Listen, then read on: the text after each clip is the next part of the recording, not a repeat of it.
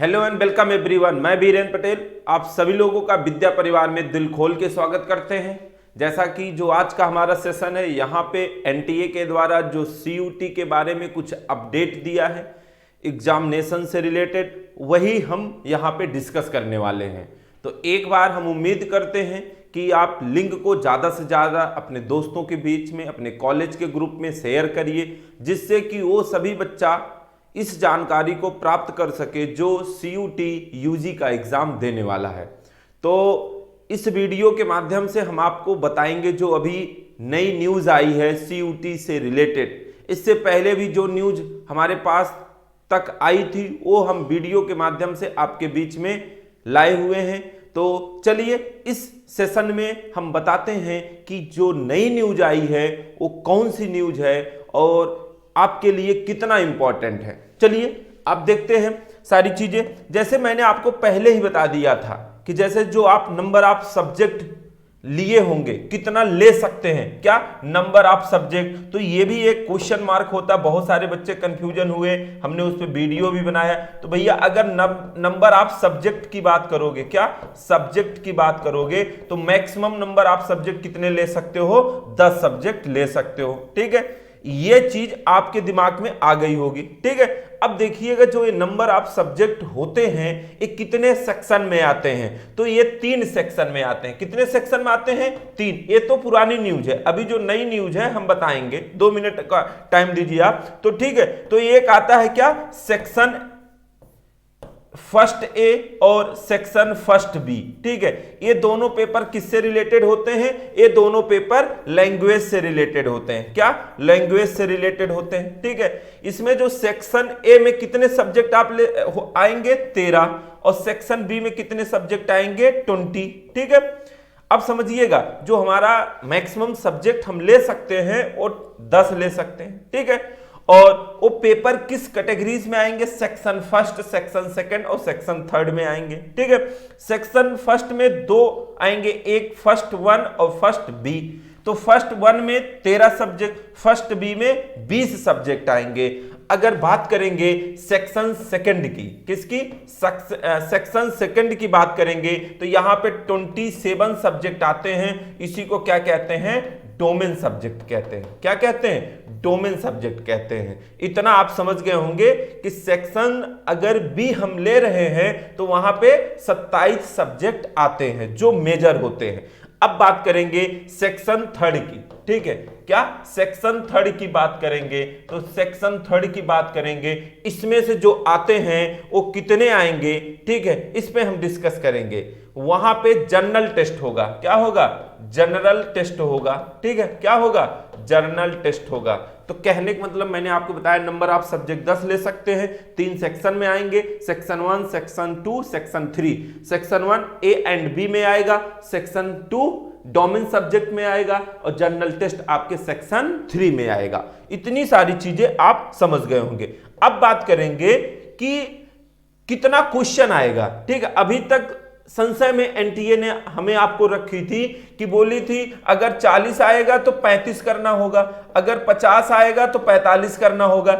ऐसे वहां पे मेंशन किया था एनटीए ने, लेकिन अब फाइनल कर दिया है कि कितना कितना क्वेश्चन किस किस सेक्शन से आएगा। अगर देखिए कोई बच्चा सेक्शन ए और सेक्शन बी, फर्स्ट ए और फर्स्ट बी लिया है तो वहां पे कितना क्वेश्चन आएगा? 50 क्वेश्चन आएगा। लेकिन आपको करना कितना होगा?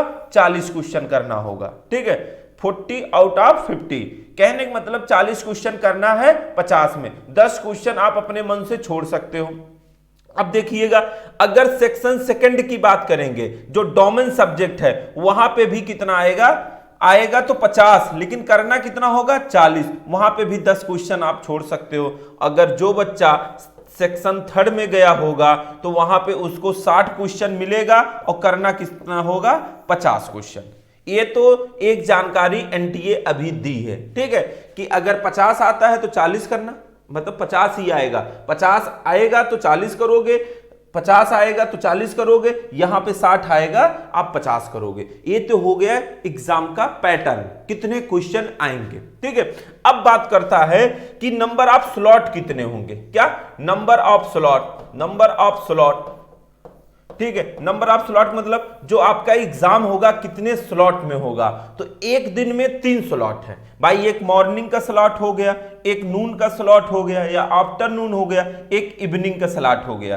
कहने का मतलब दिन में 3 बार आपका एग्जाम हो सकता है, 3 टाइम में एग्जाम होगा, मॉर्निंग, नून और इवनिंग। ठीक है, अब देखिएगा जैसे कि आप जो स्लॉट लिए हैं, ठीक है, क्या स्लॉट लिए हैं, ठीक है, मान लीजिए वो आपके मॉर्निंग में भी पढ़ सकता है, नून में भी पढ़ सकता है, इवनिंग में भी पढ़ सकता है, तो इतना याद रखिएगा।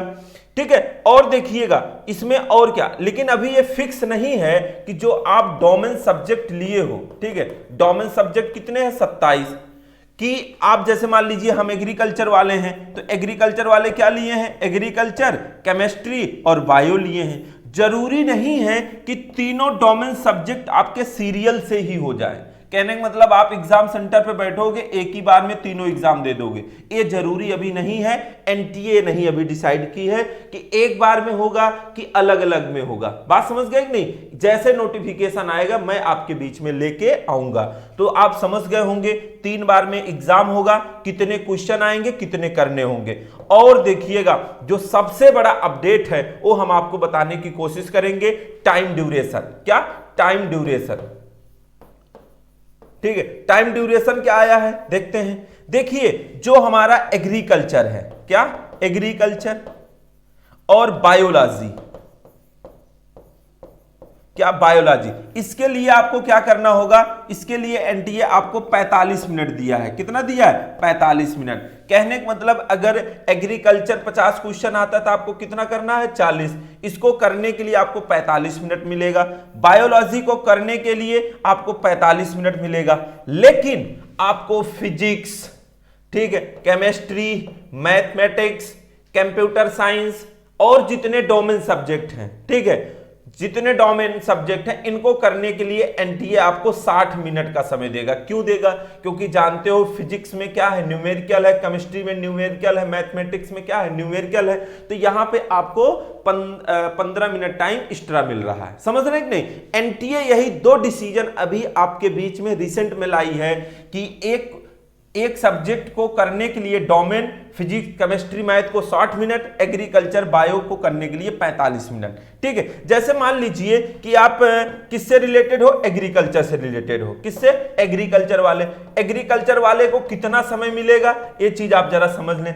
हम एग्रीकल्चर, केमिस्ट्री, बायो, ठीक है, agriculture 45 minute, agriculture bio 45 minute और केमिस्ट्री 60 मिनट, तो कितना हो गया? ये 2.5 आवर्स हो गया। कहने का मतलब 2.5 घंटे आपको मिलेगा। अगर कोई पीसीएम से है, पीसीएम फिजिक्स, केमिस्ट्री, मैथ से है, तो उसको 60 और 60 मिलेगा। कहने का मतलब 3 घंटे मिलेगा।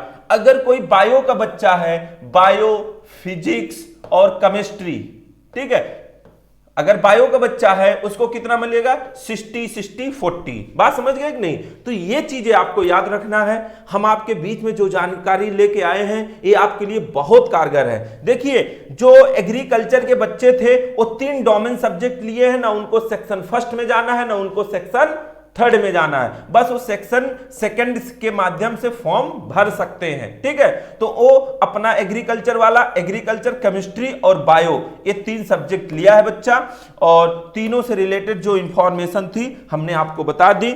इस वीडियो को ज्यादा से ज्यादा शेयर करिए, और अगर कोई दिक्कत आती है, जो हमारे कोचिंग का, जो हमारी संस्था का टोल फ्री नंबर है, उस पर आप कॉल मैसेज करके जानकारी अपनी ले सकते हैं। आपको क्या याद रखना है कि टाइम ड्यूरेशन, एग्रीकल्चर, बायो करने के लिए आपको 45 मिनट मिल रहा है, फिजिक्स, केमिस्ट्री, मैथ करने के लिए आपको 60 मिनट मिल रहा है। ठीक है, तीनों पेपर, तीनों डोमेन सब्जेक्ट जो आपने लिया है, जरूरी नहीं है कि एक ही साथ हो जाए, अलग अलग टाइम पे भी हो सकते हैं।